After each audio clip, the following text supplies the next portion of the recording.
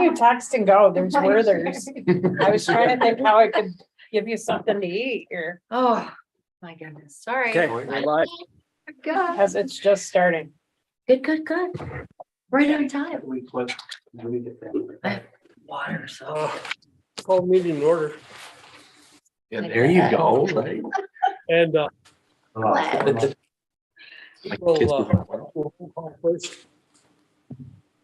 Whoops, okay. Okay, so I know, most everybody, Pam and Mike, but we do have a new board member, Nate, so, you wouldn't mind just introducing yourselves to the kickoff. What do we do? Pam Halloran and Mike, they're introducing themselves. We're going to go around, do the roll call. Well, yeah, let's do the roll call first. I'm way ahead of myself, my apologies. Okay. Roll call, Sherry Boye. Yep. James Ellis. Here. Stephen Erman. Here. Madeline Fleury is absent. Archie McKee. Here. Nate Manette. Here. We have a vacant seat. Also present, Jeremy Evans, Maria Bourgeois, Kelly Brunette, Russ Kenyon, Rachel Child, Kim Halloran, Mike Crowley, and Paul Ellis. Thank you, everybody. Welcome to the meeting. First thing we'll do is we'll accept the agenda with a change for the reports that we're going to hear from our auditors. Is there any other change to the agenda? If not, then the auditors are on. Thank you. All right. Well, I'm Pam Halloran. This is Mike Crowley with Crowley and Halloran. We are the independent auditors. So welcome, new board member.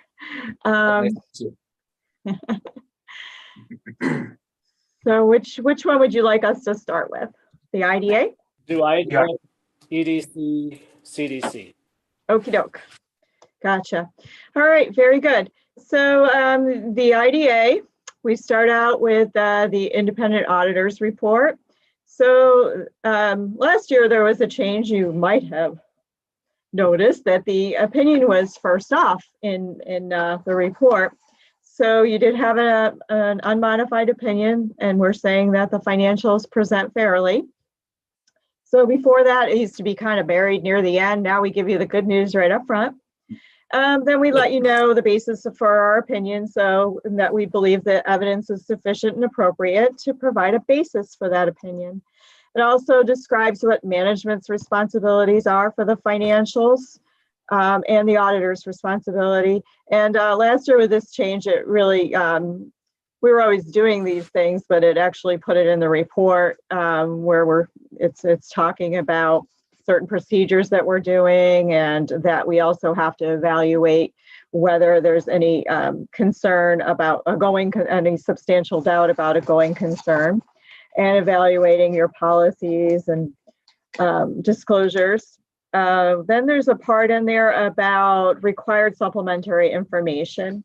So because it's a government, there is a section there that is the management's discussion and analysis. It's prepared by management. It's a comparative format. And we let you know that we didn't audit that portion, but we do look at it and compare it. And then there's also some other required supplementary information related to the pension disclosures. So those are some schedules in the back. And then also, because you're subject to government auditing standards, you have a Yellow Book report.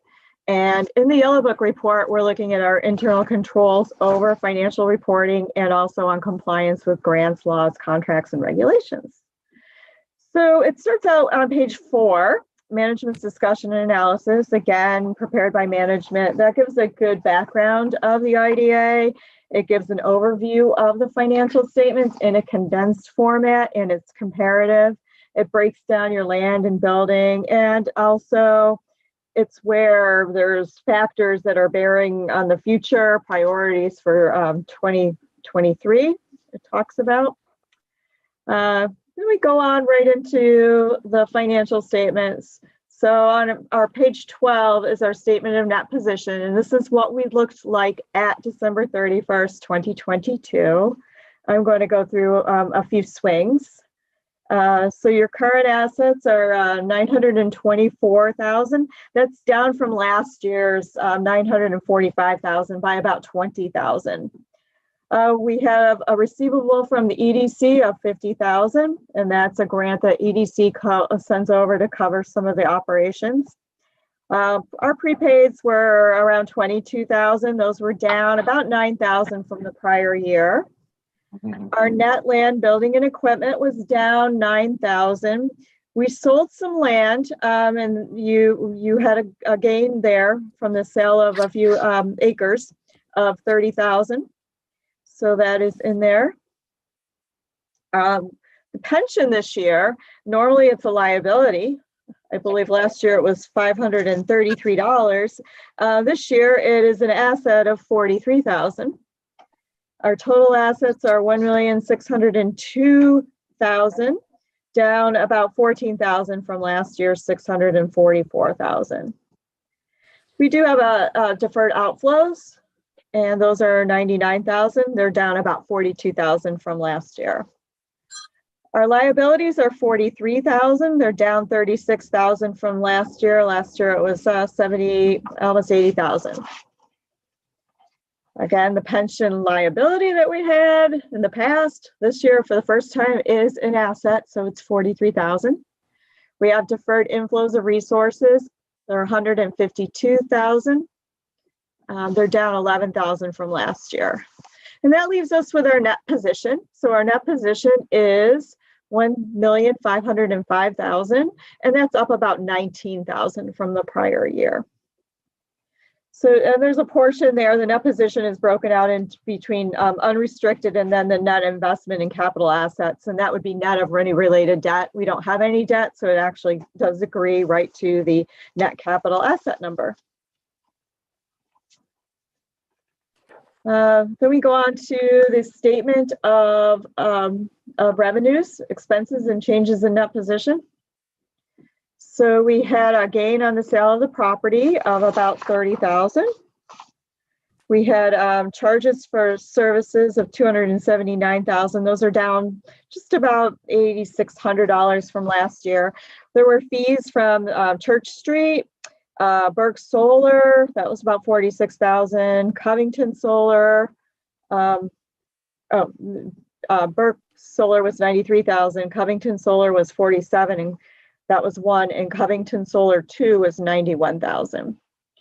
We had total revenues of 363,000. That was down about 14,000 from the prior year. And we did have a grant from the EDC of about $50,000. Well, exactly $50,000, not about. So that's our revenue side of things.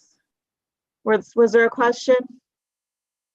There's just a comment that Archie picked up that the audit report goes from page 3 to page 15. No, that could be me printing. Okay, because I said, Yeah, but I know when I that. printed them out, there was papers got stuck or something, so. Oh, yeah. The audit report should be pages 1 to 3, and then the MD&A was 4 to Okay, 11. And then 12 is a statement of net position, and 13. We're on page 13 right now. okay. I will send every board member a digital copy after. Okay, very good. Then we have our operating expenses. So they were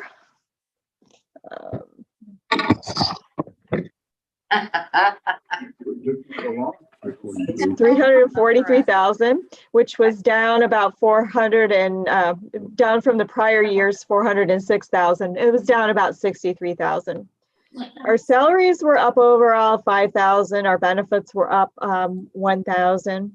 Our personal service contracts were down about 29,000, and the prior year that was in legal. So those were down. The supplies and materials also down about 6,000, and other operating was down around 4,000. So our overall change in our net position was an increase of 19,000. Last year, it was a decrease of almost 30,000. So that was a positive swing of 49,000. So that is it for the statement of activities. Our cash flow statement is on page 14. And that just shows exactly what happened with cash during the year. There was a decrease of 28,000 in cash. Last year, there was an increase of 9,000. And that just has a lot to do with timing. Our notes go from pages 15 to 24. Our note 1 is always our summary of significant accounting policies, and it talks about the organization, the capitalization threshold, accounting methods, any standards that were adopted. You did adopt a standard, but it didn't really impact the IDA at all. It's a lease standard. So we do note that it was adopted, but at this point, there was nothing that had to be, there was no change and nothing that needed to be put into effect. Our note 2 is on page 19. That's just on our related parties. Our note 3 is our capital assets. So that's going to show you our beginning balance, our additions, anything that we disposed of. So we did have additions of 19,000, and then we disposed of the land, which was, it had a cost basis of $3,025. So we did have, I believe it was sold for 35,000. So there was a gain in there after the expenses from the seller, which is you. So then note 4 goes on for several pages, 20 to 23, and that's all on the retirement plan. So again, we noted that was an asset this year, and this just shows you everything you could possibly want to know about the retirement plan. And on page 23, it gives you the whole entire pension liability and your share of it. Just a clarification again, the whole retirement section is all based upon New York State Employees Retirement System and information they put out there for all municipalities. Correct, and your share of that asset is $43,232. Then we go on to our note 5, which is commitments contingencies. That hadn't really changed very much. Note 6 is on operating leases. Your leases are so small, there was not any need to use the standard on those. And subsequent events. So we also look at anything that happened after year end to present to see if it should be included to you, the reader, so you know what's going on. There's a couple of schedules in there of the agency's proportional share of the net pension liability, and that eventually is going to be 10 years. And then there is another schedule there on the employer's contributions. So that breaks out the employer's contributions again we only have 8 years, but in 2 more years, it'll be the full 10 years. And then that older year will start dropping off. Then we go on to the Yellow Book report, and that is where we're looking at internal controls over financial reporting. So we do tests, we gain an understanding of your internal controls, we do tests of internal controls, and then we evaluate it, were there any deficiencies in there? When we look at deficiencies, we then determine, are they significant? Are they material? We look at them individually and in the aggregate, and we didn't have anything to note. So excellent job there. Are you on page 27, Pam? Is that I'm sorry? page 27? Are you on page 27? Page 27 and 28 is the Yellow Book report. No deficiencies were noted. And Pam, just for the uninitiated like me, Yellow Book report, tell me what that means, please. So the Yellow Book report is a report on internal controls over financial reporting. And then we're also looking at compliance with grants, laws, and contracts. So we're obtaining an understanding of the internal controls that you have in place, and we're testing to see if they're operating as they should be. And if anything's noted, we look at that and we determine if it's a significant deficiency, and that would mean it need to be brought to your attention, or material weakness. So material weakness would mean that without is finding this, the financial statements could be materially misstated. So it's Okay. always a good thing to not have anything noted in there. And then also if you had any non-compliance with grants, laws, contracts, any of those issues, then that if it was significant or material would be in the report. So, and So if we yellow had, book means basically caution or something, right? That's what we're talking Yes. about. That's why term. well, the Yellow Book report is called the Yellow Book report because it literally was a yellow book. It was a yellow covered book. It still is. I have one over there on my shelf. I could go get it and show you. So, Okay. even though Well, they're that's now okay. digital. Okay, all We right. usually do our audit, the audit's done under two standards. So we're doing generally accepted auditing standards. And then since you're a government, we're doing it with government auditing standards. So there's two kinds of standards we're looking at there, as Pam said. Okay. Right, and if we Good, had thank noted you. anything, there would be a schedule there that would show you what we noted, what the condition, the criteria, the impact, the effect, and then there would be management's response in there. So it's a really good thing that the report ends at the whole audit report ends on those pages, page 28. So there is no page 29 or 30. Great. So very good. Any other questions on the IDA? Okay. All said, we will make sure everybody gets digital copies and everything. Good. Right. Thank you. Good old digital copies. Well, they're definitely hot off the presses. So it is a quick turnaround with your deadline. So, Right. Appreciate it. okay. Did you want us to go right into the EDC or do you have to go EDC. Yep, go right into it. the EDC? Okay. Very good. So the EDC is not a government. It is a not-for-profit. So we're falling under a different standard setter. That's FASB instead of GASB. The report on the financial statements, again, that opinion is first off, and we're saying that it presents fairly. Again, the basis for opinions, that we believe the evidence is sufficient and appropriate for us to base our opinion on. Management's responsibility for the financials is the preparation and fair presentation. Auditor's responsibility, we have a lot of those, and they're all listed in that report. It goes on a couple pages, actually. There's a report on the summarized comparative information. So we present last year's audit in there in a summarized form. So we're letting you know that we did audit it. We had an opinion on it, a clean opinion, and that nothing has substantially changed to change that opinion. Then there is, because you have a supplementary schedule, there's a section in there that describes our relation of the schedule of economic development zone revenue and expense to the whole financial. That's going to go away next year, that schedule, because you don't have the economic development zone anymore. And it's only there because there was activity in 2021. So we were showing you the comparative.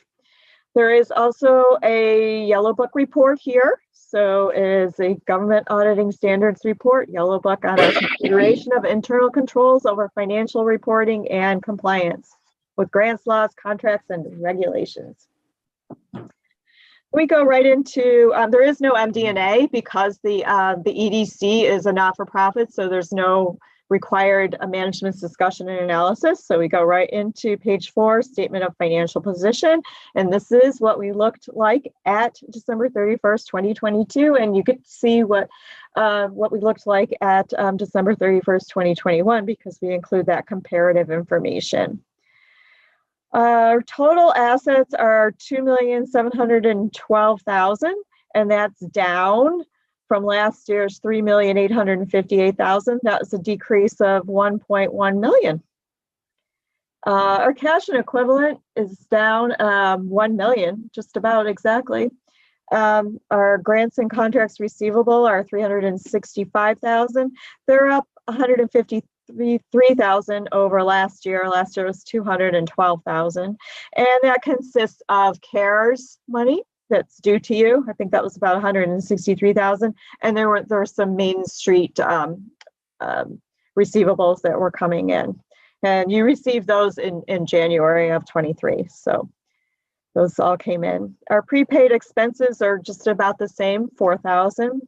Our current loans are down $56,000 and our long-term loans are down $66,000. So overall, the loans are down $122,000.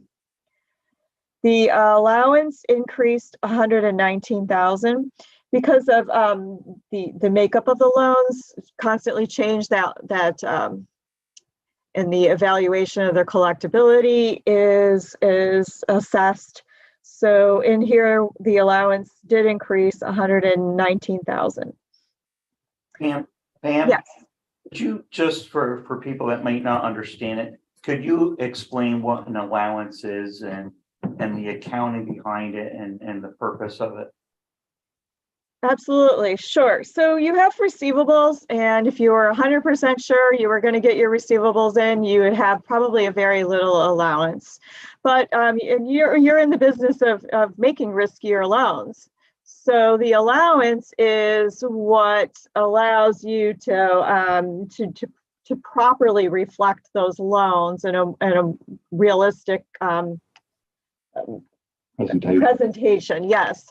So, and that's looked at every year. So if you did have a loan that's default and goes into, you're going to write it off, but you're going to write it off against that allowance. That allowance is already there. But then it's necessary to look at that allowance again, look at the makeup of the loan and assess that allowance at what it needs to be fairly present the receivables due to you. There's very rarely is there an allowance for any like government grants and contracts or anything like that, because those are considered fully collectible. But again, with your loans to the small businesses, and there are issues that come up, and pandemics and all that good stuff, not good stuff, but it's necessary to evaluate an allowance. Yes. So on the other side of that transaction, the allowance is a recognition of the expense over time. So basically, we've expensed the potential bad debt that might be resulting from loans going bad. Exactly. Very good. Pam, can you also explain the reduction of 1.1 million in total assets? Because I'm looking at the numbers, I'm trying to figure out where that is coming. That's in your cash. So it's your flow of cash, and there is a cash flow you statement. you had a liability last year of 741,000 due to the county. You had to return those funds. That was the county tourism. Okay, good. Yeah. Thank you. So you paid it with that cash. So that's one of the reasons your Okay, cash went down. Got it. Thank you. But Exactly. I think I skipped over that. I was, that's in the liability section. So we were still on the asset section. Yeah, Okay. I'm slow. No, I hadn't covered that yet.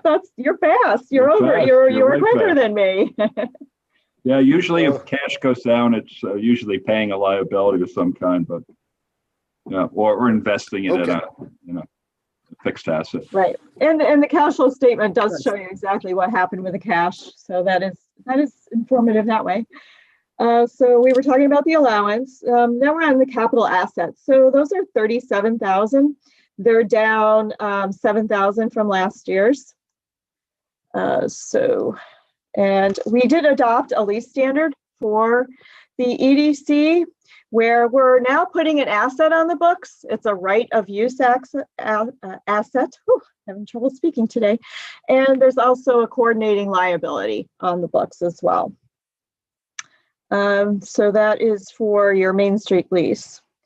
Our total liabilities are 169,000. They're down from last year's 882,000. So that liability was primarily due to the return of 742,000 to the county for the tourism.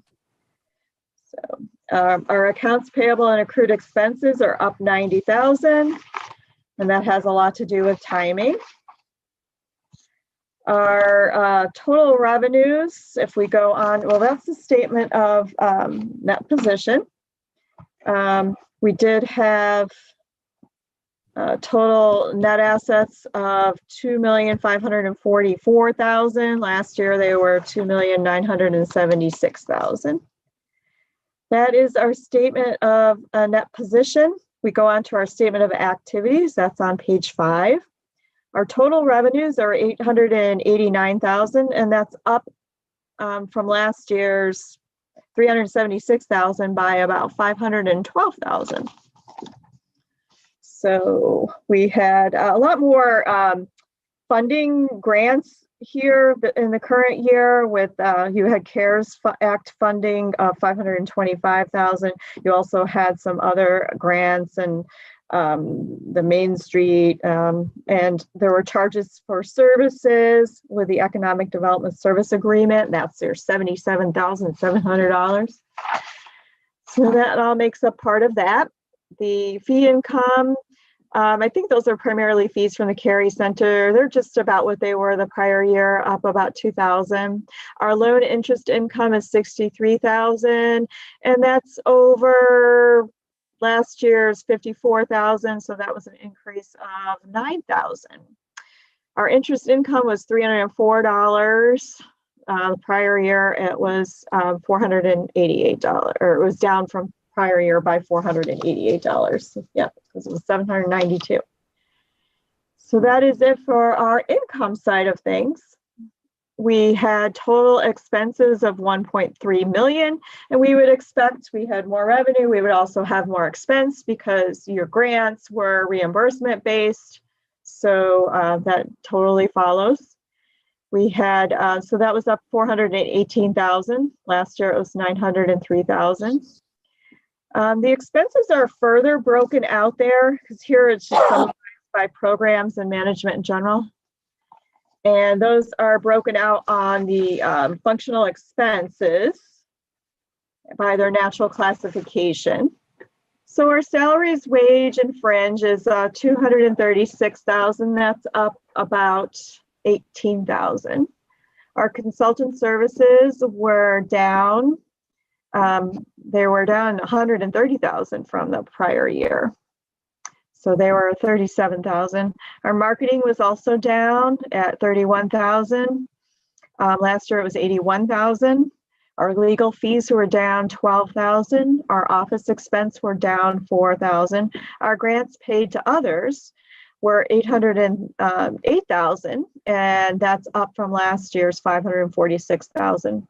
So that tracks with exactly what we said: more revenue, more grants paid out, more grants in, more grants out. So that was up 261,000. Our bad debt expense last year was 261 last year. Oh, I'm sorry. So it was up 500. It was, I have that. I just read it wrong. It was up 546,000. Last year's was 261,000.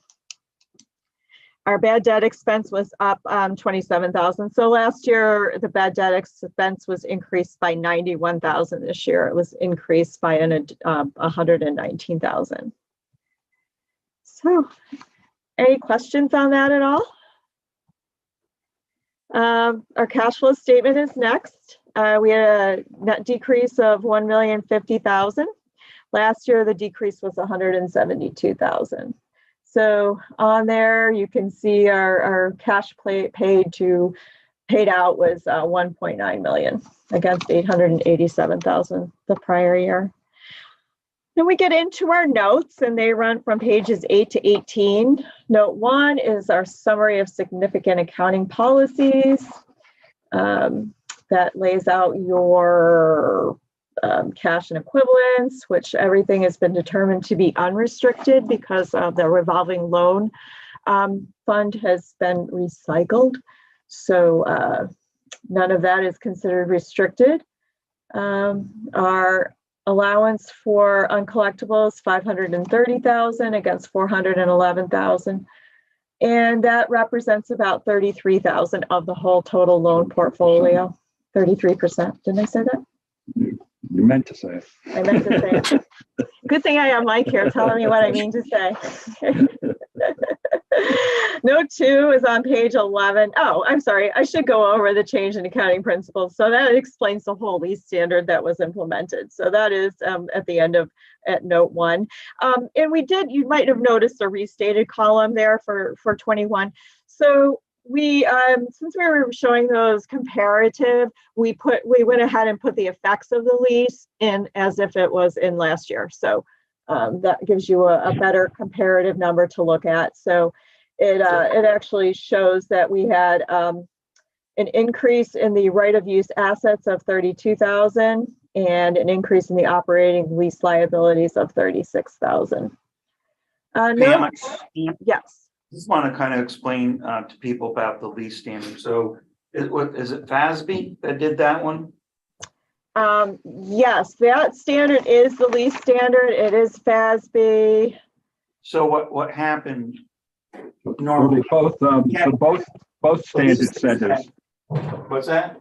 So both standard setters, so GASB and FASB issued lease standards. So they're a little different between the two standard setters, but since your standard setter is FASB, this one is the FASB version, and essentially it's trying to record a right to use an asset as an asset on your books, and then recording the appropriate liability for what you have in the remaining lease payments over the terms of the lease as a liability. Before this standard, it was just called an operating lease standard. So we just disclosed that you had an obligation under an operating lease, and you would pay your rent as it came due, and we kind of give a reader knowledge of how long that lease was and what the obligation was on the lease. This one actually puts it on your books. That's the difference. Right. This one actually books it. So you've got a right to use asset, and then it shows the liability. So, and those are decreased through accumulated amortization on the asset side, and on the liability, the payments are decreasing. So good one. We do have a note further on too that really explains it. Note 2 is on liquidity and availability. So there, it's what's available in the corporation to pay the liabilities or the expenses in the next 12 months. So it's a relatively new note. Note 5 is on page 12, and that has all of your loans out there and the terms.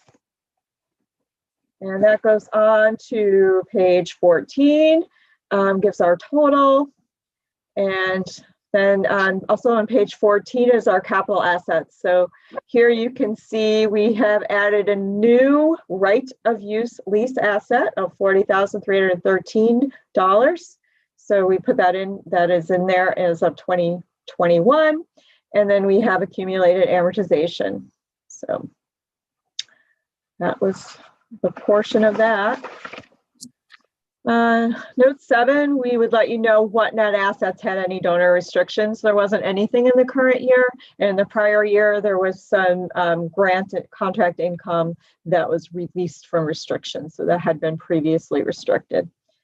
Note 8, there's our good lease note. So that gives you all of the details on that and where it's classified in the financial statements. So we go ahead and show you that as far as 2021 as well. And we also shows you the future payments on that, and also the future interest. So there is an interest element when you're making the payments. Note 9 is commitments and contingencies. So here we're looking at any notes that you're concerned with, and we do have and the potential for loss. So we explain those and also what the allowance is. So the loans that aren't being paid on at all, Bow and Arrow and MCM, are actually assessed an allowance of 100% in that. So And we then go on to, let's just skip those notes. Yeah, we get on to note 17, says that we might reclassify things in the prior year to make it more comparative. We talk about our functional expenses and also subsequent events. So if there was anything that would need to be in there, we would let you know. So we look at things that happened after year end, and that would be disclosed there. On page 19 is that schedule of economic development zone revenue and expenses, and it's only there because the prior year there was $43,240 that was actually transferred over to the IDA. So that schedule will not be there next year. Then we get on to the Yellow Book report. Again, that is internal controls over financial reporting and our compliance with grants, laws, and contracts. And if you'll remember, in the past, we did have material weakness in there for entries that we had to make. So we were able to remove that note this year, that schedule. So very good job. There is nothing that was determined to be a significant deficiency or a material weakness that would have to be in that report. So that is it for the EDC. So I'd like to congratulate you on that. That's been there for a number of years. Right. And this year we were able to remove that. So the staff did a wonderful job and really brought up the accounting. Made great strides. Good. Okay. There's some traditions, and other traditions we like to end, and that was one of them. Well, Yes. I think, I'm not sure where we go with the CDC. That's probably about a 2-minute report, but anyway. Yeah. Yep, that's next. I think you had some interest income. All right. Yeah. CDC, we have cash equivalents of, same audit report, same, so unmodified. It is subject to Yellow Book as well. We did have cash and equivalents of $7,770. We had accounts payable of $925,000. $25. Oh, $1,000. I am sorry. There's no K after that. I didn't write a K. And that position, I did that last year. yeah. That position is $6,845. We did have $1 of interest income. We had a $1 of interest income last year. Our operating expenses were $2,425. That consists of insurance and the audit fee. And there was a cash flow statement. Cash decreased $3,349. No change in the MD&A on that, no change in the notes, really no activity, so to speak, in that. So we were able to test that 100%. Okay. Question? Any questions over in Saranac Lake? No, I just think that based on what we're hearing and what we've seen compared to the past, there's a great hand clasp and a healthy slap on the back for all the work that the staff has done. And I think it's been Very echoed by our true. auditors. We thank you for being as responsive to our questions during the year as you have been, and thank you for all you've done. Appreciate it.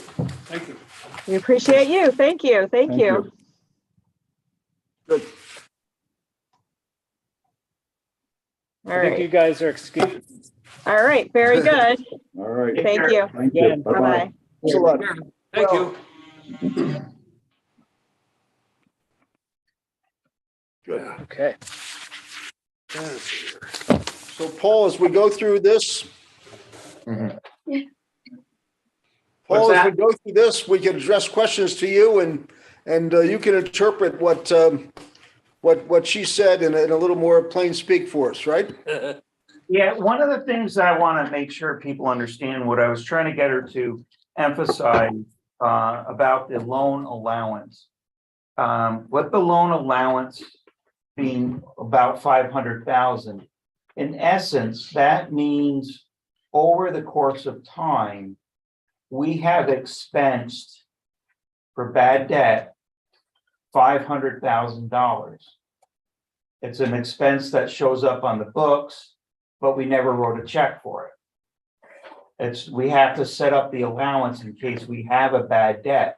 But the offset on that is it's an actual expense. So if we were to look at a P&L and we're trying to determine, you know, what's our financial position, you know, I would be saying, okay, yeah, the P&L says we're down 200,000, but 100,000 of that was an increase in bad debt expense that has to be recorded on the books. But we never wrote a check for it. It's the same thing with depreciation. We have depreciation expense, but we don't write a check for that. It's just an accounting thing that has to be recognized on the books. So it's one of those things that as we go through the year and, you know, things are tighter, I'll be able to point those types of things out. So we'll have a true picture, true understanding of what our financial position is. Because generally what I would do is I would add back bad debt expense, add back depreciation to kind of give a true barometer of how we're performing, you know, in terms of real income and real expenses. Yep. Good.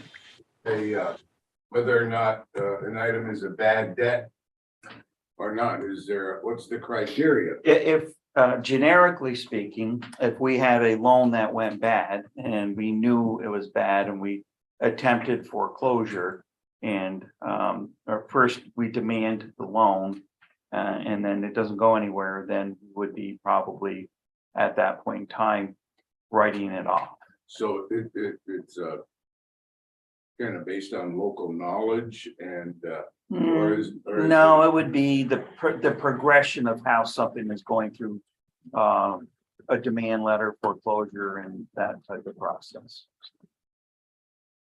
And I think in my time on the boards, I don't think we've experienced a write-down.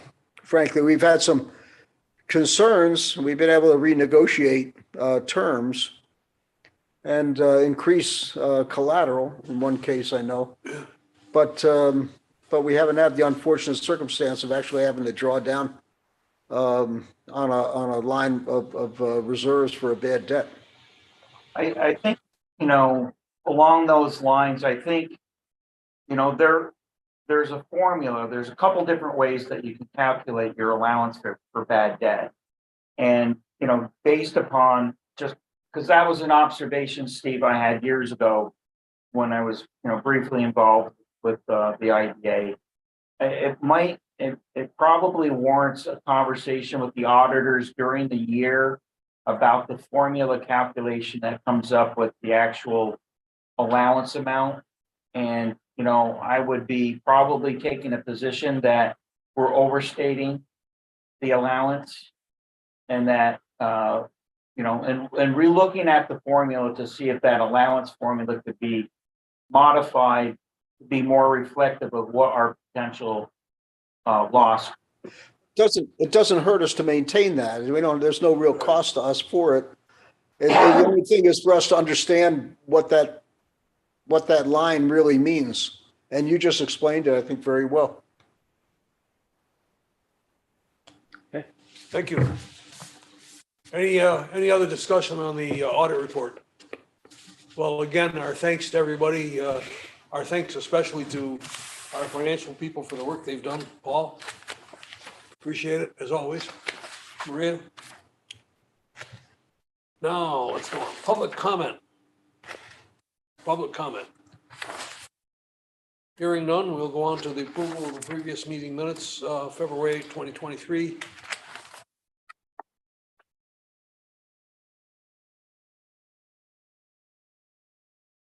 Motion? I'll make the motion. Well, I'll second. okay. So it's Nate and Steve. Thank you. Being no discussion, we'll accept a vote. All those in favor of accepting the previous meeting minutes of February 8, 2023 as written, please signify by saying aye. Aye. Aye. Opposed, nay. Thank you. Committee reports. Governance Committee, our chairman is not here. Audit and Finance. Audit and Finance Committee. I think we just listened to what, in my experience, has been a very good audit report. There was no finding, no comments, no recommendations, just encouragement to proceed as we have. And so I think that was an excellent audit report. Thank you. Thank you. Another thing that the audit committee is working on is employee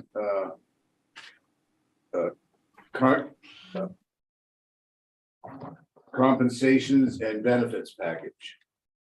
And Very good. would likely have a more significant report at the next meeting. Thank you, Arch. Nothing for agriculture, I assume. Economic development. The Economic Development Committee did meet in Malone. I'm looking at my calendar right on February 14th on Valentine's Day. And we met with Economic Development Chair Justice Martin, the county legislature. We had Lindy Ellis on Zoom, and we met with Donna Kassane, county manager. And the purpose of that was to talk about how important it is to Franklin County, in our view, to have a strong economic developer for people who are looking to locate businesses or expand businesses within the county. And we made that case. We have been somewhat chagrined to see that there's public confusion that comes from the county identifying a one-person tourism office basically as its economic development and tourism department. And we feel that severely underestimates the resources that are in place in Franklin County for people looking to establish or expand businesses. And we made that case. So we talked about the potential for a contract with funding for this year. And we talked about what an amount would be for the remainder, basically, of the year, of their fiscal year. And we talked about a number of measures that we could take in order to show some stronger partnership with them by attending meetings and being available for consults with them, and how they could in fact show further support for us by attending our meetings also. And just to put it in context, we had a change in leadership with the change in the legislature over the past few months. And it was as a result of that, Justice, who very, very well understands the importance of the Economic Development Corporation to the county, is now the chair of the county legislature's Economic Development Committee. So it was a good first step meeting on trying to reestablish a relationship with the county following the debacle of the tourism contract that we had going back now, I guess, 2 years. And so that's about it for the economic development report, I think, for me. Any questions?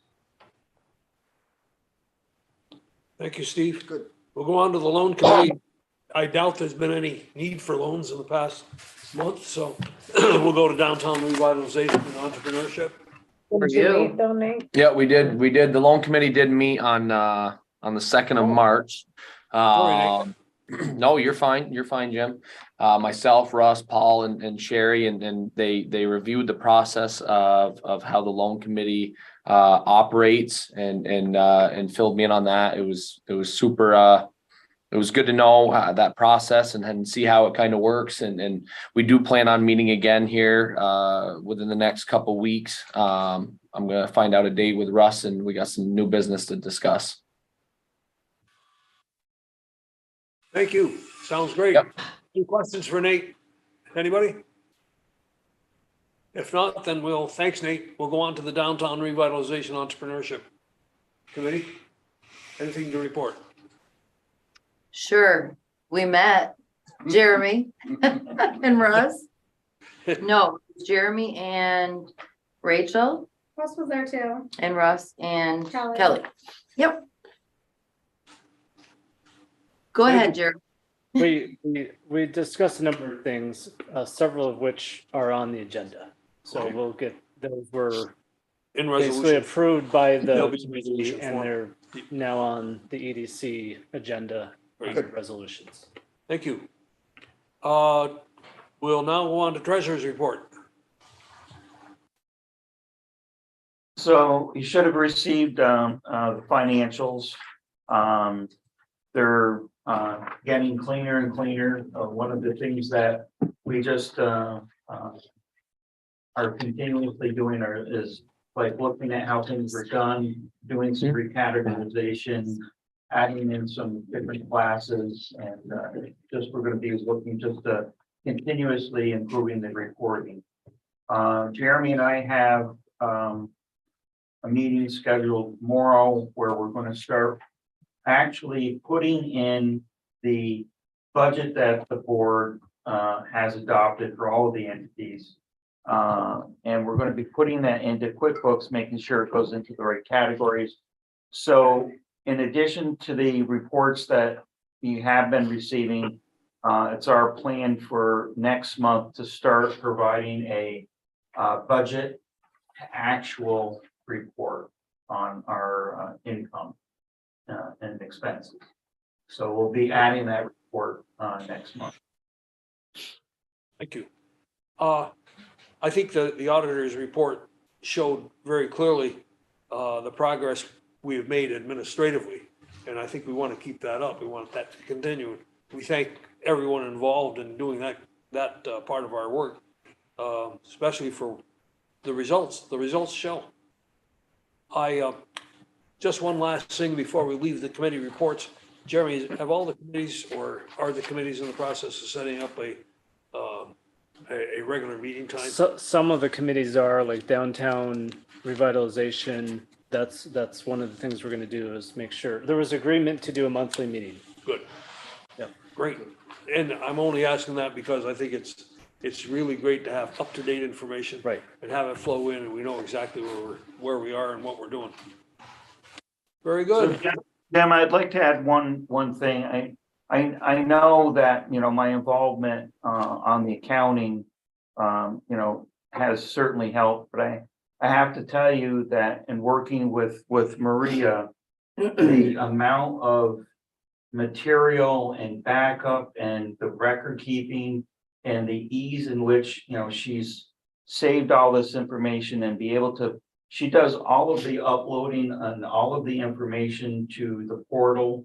The auditor has a portal, and, everything from bank statements to meeting minutes. I mean, there's an enormous volume of material that has to get to the auditor. And Maria has done an outstanding job in its organization and being able to very efficiently get that information into the auditor's hands. So there's a tremendous amount of work that she does that goes into this whole audit report. So I just want to make sure that she's Great acknowledged for that. job. So. Thank you. Thanks, Maria. We have a treasurer's report completed now. Is there a motion to accept the treasurer's report? So moved, Archie. Second. Art moves. Second? Second by Steve. Second, Steve Erman. Any discussion? There being no discussion, we will move on to the vote. All in favor of accepting the treasurer's report this month, please indicate by saying aye. Aye. Aye. Opposed, nay. CEO report, Jeremy. Jim, I'd like to combine the CEO report with our annual report presentation. We'll do a little bit later, if that's okay. That's Sure. been really, I think, best way. You know. Question, will we be doing this tomorrow? Today, No, I mean, at the county board. version of it, yes. Oh, okay. Yep. Thank you. I'm sorry. Go ahead, Jerry. No, I wouldn't, well, when we get to our annual report, we'll do a presentation. Okay. Very good. Old business, Not at this time. right? New business. Now we're into a big chunk of what we're doing here. New business, it looks like we have resolutions A through G, which we can do by, I think we should probably do by adopting them in order. Resolution 2023-02 to adopt a revised purchasing policy. That two is Bombay Garage Consultant.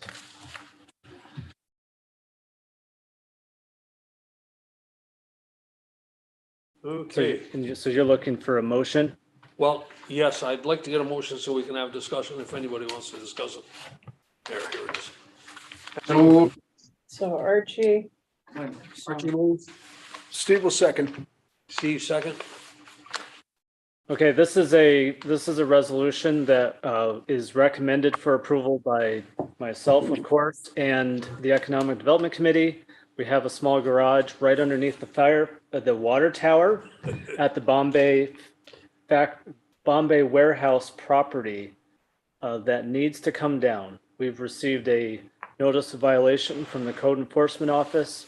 So this proposal would hire Albertine and Courier to create a bid package and then release that bid and help us find a contractor to remove the building. Properly. Because we're treating it as hazardous materials. No. what was the original purpose of the buildings? Mm-mm. I've been told that the original purpose of that building was the original fire station for Bombay. What, And it's on our property. it's right under the It's on water. our- tower. Take a look. I'm on it. how big is the building? I'm not even sure. It's in such poor The condition. little that you can't car even- garage. I Oh. would say like little. Yeah. So, that seems like a lot of money to hire a firm just to get a package together for bidding. The, That's a lot of money. Might have, well, we whittled it down, and unfortunately, well, Jeremy, go ahead, I didn't need to jump in. Well, so you're right, Paul. We did find some ways to reduce the costs. So there's some aspects of this that we're going to undertake, but in discussion with the Economic Development Committee, we felt that it would be better to have somebody else put the bid together and find bidders, which can be a time-consuming process, and we were afraid of the time it would take away from us if we tried to do it. So, yeah, there's a cost benefit there, but we felt that with everything else going on, that we ought to just have the experts come in and do the work scope. I think the other part that was important to me is that because we're dealing with potentially hazardous material and the demolition, there's different state rules and regulations that we want to make sure we follow and that our contractor follows. And so we want a work scope that's going to help ensure that we get a contractor who meets all those requirements, has the right insurance, does the work in a way that passes muster. And I think we could have handled it ourselves, but we just wanted to make sure we had that bases covered. And I apologize for not including that item in my report from the committee. But the people who were at that committee meeting were Nate, myself as chair, Jim Ellis as chair of the EDC, and Jeremy. So we had a good discussion of it, and a lot of it had to do with where's our exposure if we don't do this the right way, and the importance, because we're dealing with hazardous materials, to make sure this is done the right way. So I It just I seems guess, small garage. That's all. Yeah. Don't disagree. Unfortunately, we're under Mike's. People always looking to say they didn't do it. Is the tower at risk at all? You say the garage is right underneath the tower. please address your questions to the chair. Excuse me, Hear what's going on. Go ahead, Arch. Archie, you got a question? would the tower be at risk at all during this removal? Well, we certainly, I mean, We that's, certainly hope so. that's something we've got to be very careful of.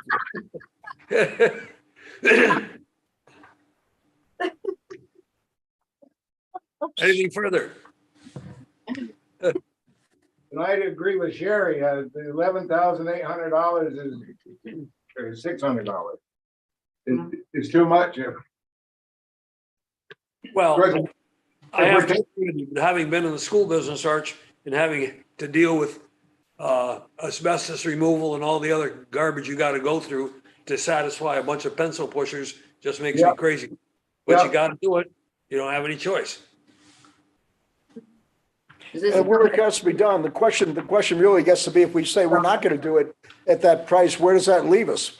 Where do we go? Do we open this back up again for another bid by other firms or something with a uncertain result? I'd suggest we move forward and get it done.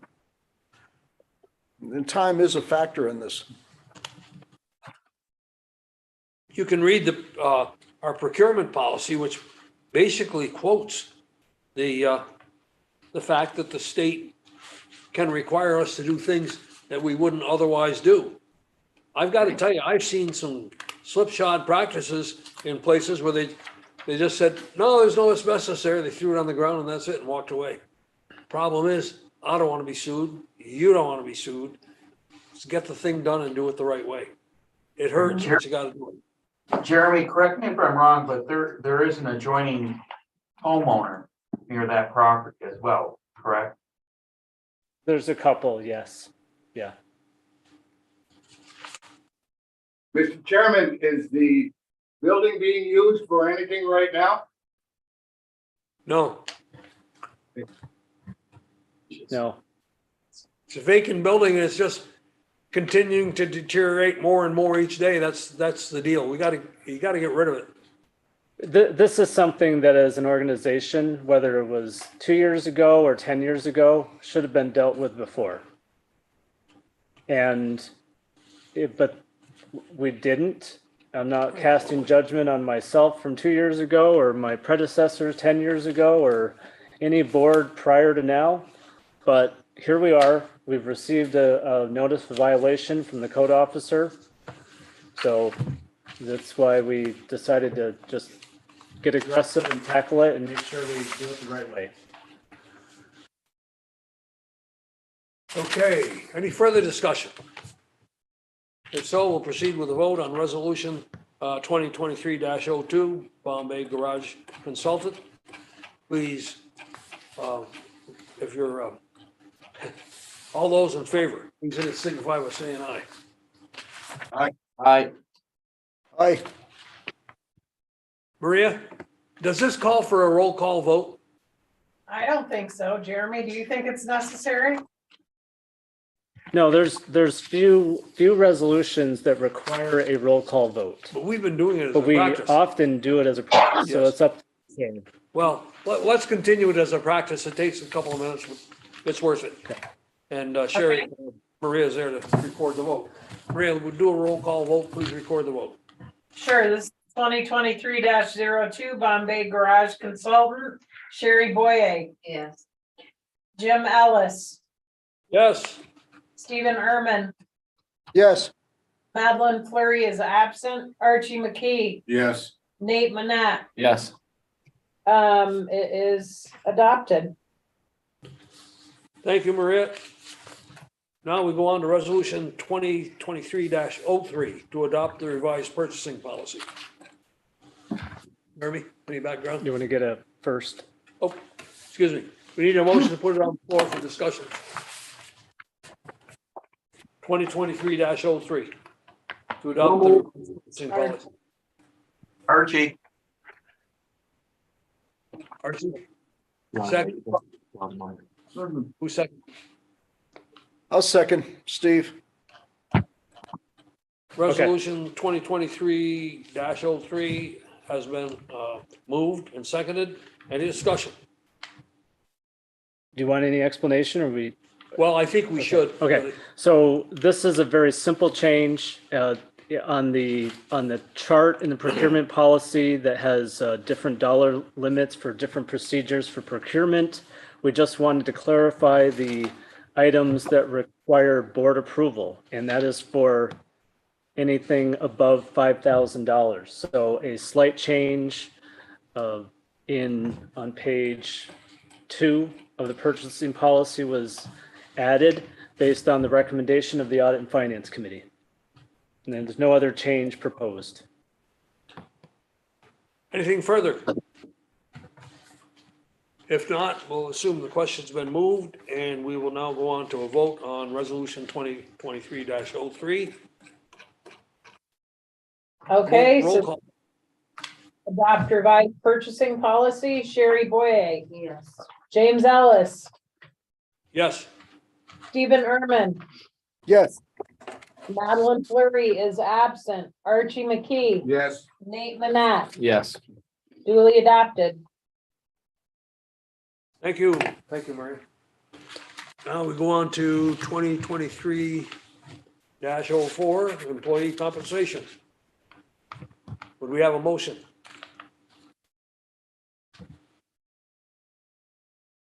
So moved. Archie? Archie, Archie? Second? I'll second it. Second by Nate. Having been moved and seconded, any discussion? Is this Jeremy? Is this Jeremy we're speaking about? No, No. Jeremy's is under contract and completely different. That's what I thought. Yeah. Yeah. This is Who's the operation? me You? and CFO is Paul. Okay, This was all fully discussed in the governance committee, and this is a recommendation out of the governance committee. Audit and Finance. In audit and Finance. finance, I'm sorry. Good. Thanks, Arch. I don't believe audit and finance is, Yeah. we came to a conclusion on this? Before we left. I mean, those look like recognizable numbers, but I didn't realize that we all agreed on it. Yeah. We did. I stand corrected, Mr. Chairman. You raise a good point, Archie. Let me ask you to think just a moment for me out loud here. Let's say we have a 3-person committee, and 2 people on that committee want to do A, and the 3rd person doesn't want to. I think we're big enough people so that we can say, okay, the person that doesn't want to can go ahead and explain to us why he or she didn't want to do it. And I think it's good. It's healthy discussion. It opens things up for us to be able to think out of the box, and it's good stuff. So Jim, what you're suggesting as a practice is that a 3-person committee might vote to recommend a resolution to the full board. Yeah, and the chairman of that So it would committee, then go to the full board. right, and the chairman of the committee can report that. Right, but you would also want a dissenting committee member to have the right to share their dissent Exactly. at the full board meeting. Yeah. Okay. And I think it's a good practice Yeah. that we do that. So I'm going to continue to move Third person. the process along with the committees because I think it's a good way to do business. So.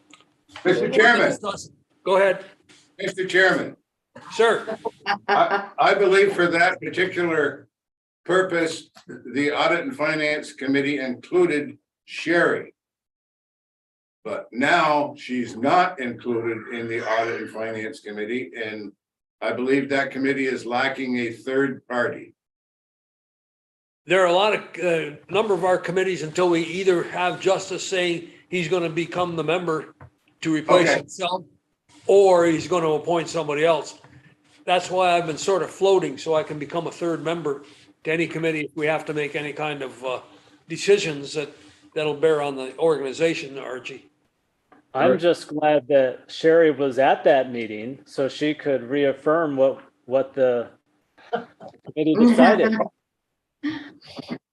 Yes, me too. And I'm happy to float to it if you need my help. Thank you, Mr. Chairman. Thank you. Good discussion. Any further discussion?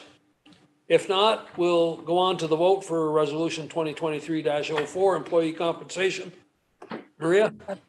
Okay, Sherry Boye, Yeah. James Ellis, Yes. Stephen Erman, Yes. Madeline Fleury is absent. Archie McKee, Yes. Nate Manette, Yes. duly adopted. Thanks, Maria. Now we go on to resolution 2023-05, the adoption of the audit and financial report, or audit and annual report we just heard. Jeremy? We, I think I think in the EDC meeting, we'll give a full accounting of our annual report, but everybody received it in your packet. Okay. And so between that and the report we just heard from the auditor, I have nothing to add at this time. Can we get a motion to bring it to the table? Mr. Chairman, I'll make that motion. Chairman McKee, Archie McKee makes the motion. Second? I'll make the motion. Second. Second, Steve Irvin. Any further discussion or any discussion at all? If not, we'll assume the vote has been moved. Therefore, Maria, go ahead and call the roll. Okay, this is 2023-05, Sherry Boye, Okay, yes. James Ellis, Yes. Stephen Erman, Yes. Madeline Fleury is absent. Archie McKee, Yes. Nate Manette, Yes. duly adopted. Thank you. We now go on to resolution 2023-06 to extend the CEO contract. Therefore, I'll need a motion to put it on the floor. Steve will move. Steve Erman moves the motion. Second. Second. Archie, Yeah, please, Mr. Chairman. thank you. There, now we're open for discussion. And that is, let me, I think we got this, I got this right now. A motion was made by Madeline Fleury, seconded by Archie McKee at the November 9th, 2022 regular meeting of the IDA to extend the CEO's current contract for an additional 2-year period through December 31, 2025. There was some confusion there as to what the 2 years were. And it was, it was based on the fact that we were trying to come up with a 2-year time frame. Not everybody was in agreement, but this is the agreed to motion and the agreed to contract language that we all agreed as a committee at that time. Madeline Fleury and Archie McKee and those of us who were in on the discussion. Justice was still on the board, our IDA board at that time. And we went back and checked with everybody, and that was our total understanding.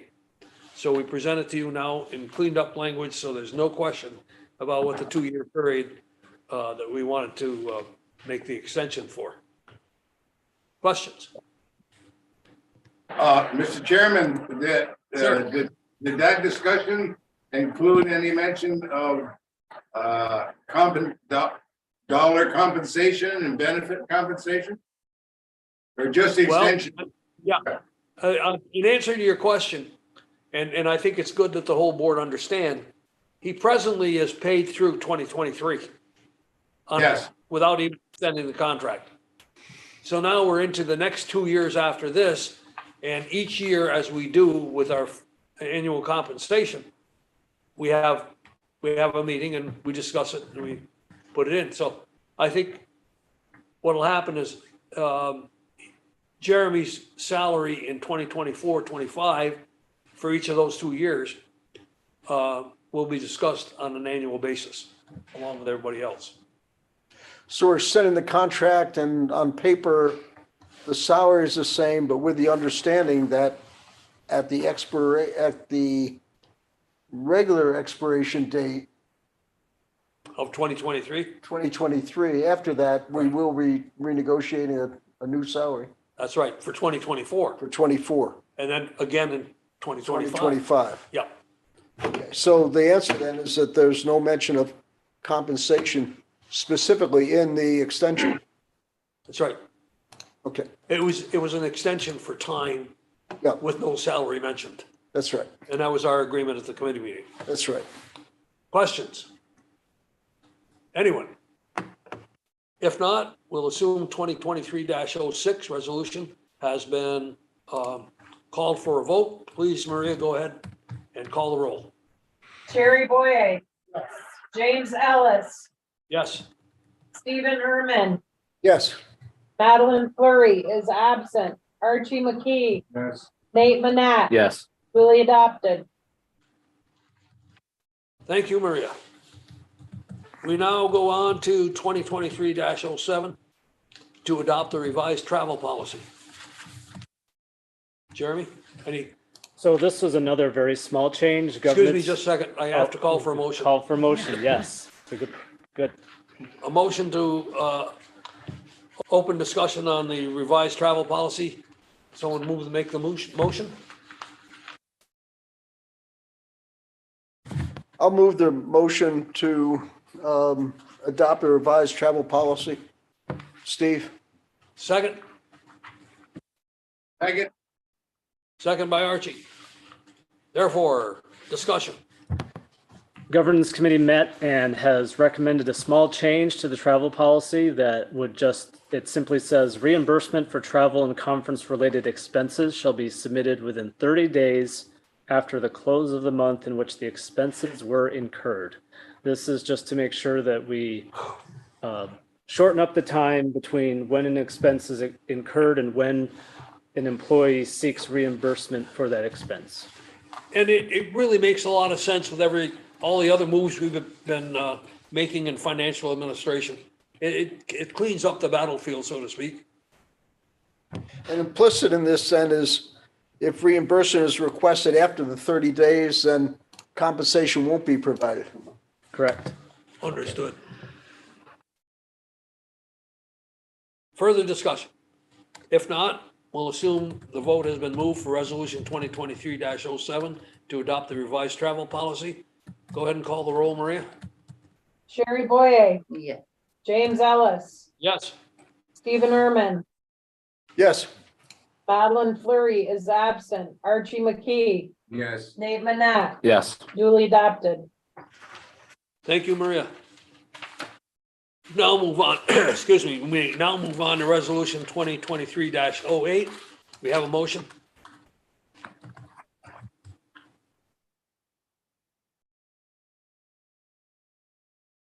Mr. Chairman, for discussion, I'll make the, Archie has made the motion to place resolution 2023-08 for discussion. Second? Second? Sherry, Terry. Thank you. Second by Sherry. Now, go ahead, discussion. So based on a conversation last month that we had as a board, we've been doing some work with CDC Real Estate to prepare to better market the Bombay factory for sale. The board of directors previously decided the Bombay factory should be listed for sale. This was many, many years ago. The difference here is that we, with our recent experiences as an organization on trying to lease and sell the building, we've learned a lot.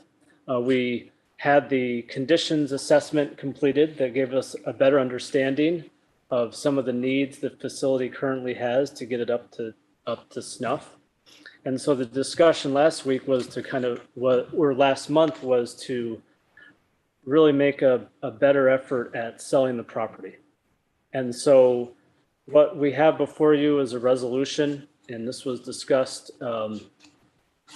at the Economic Development Committee meeting also, was to work with CDC Real Estate, a premier commercial real estate firm in the North Country, to advertise and market the facility and see what we can do to sell this property and put it back into better use.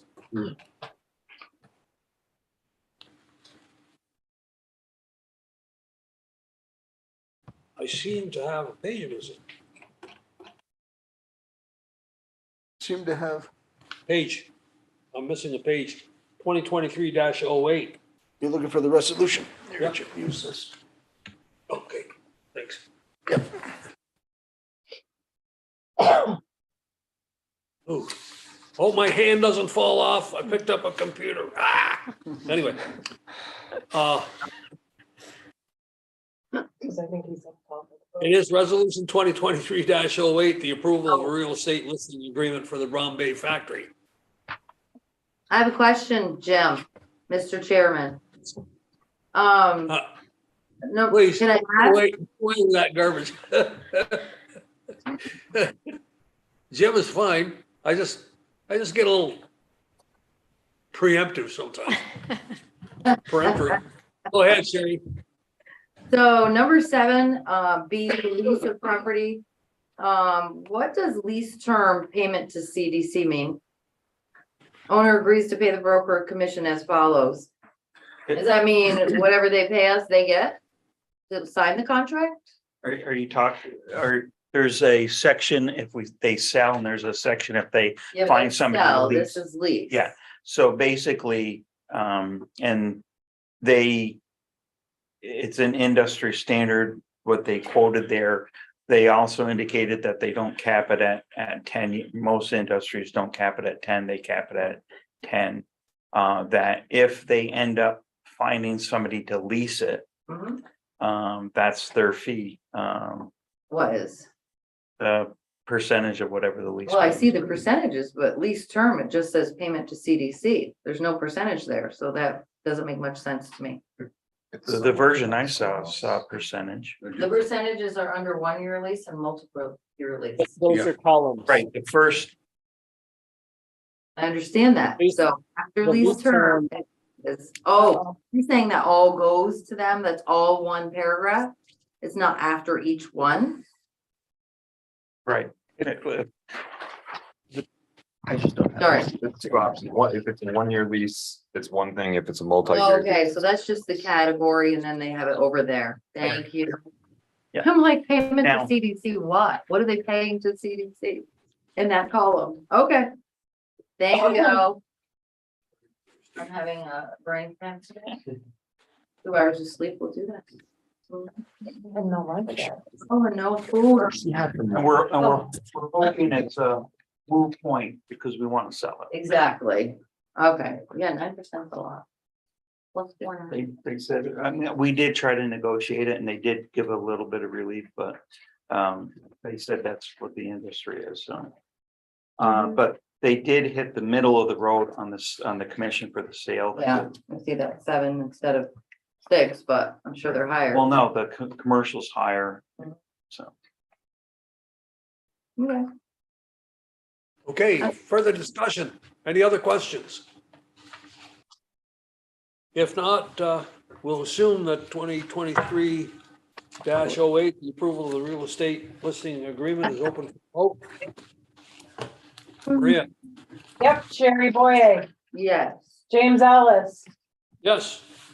Stephen Erman, Yes.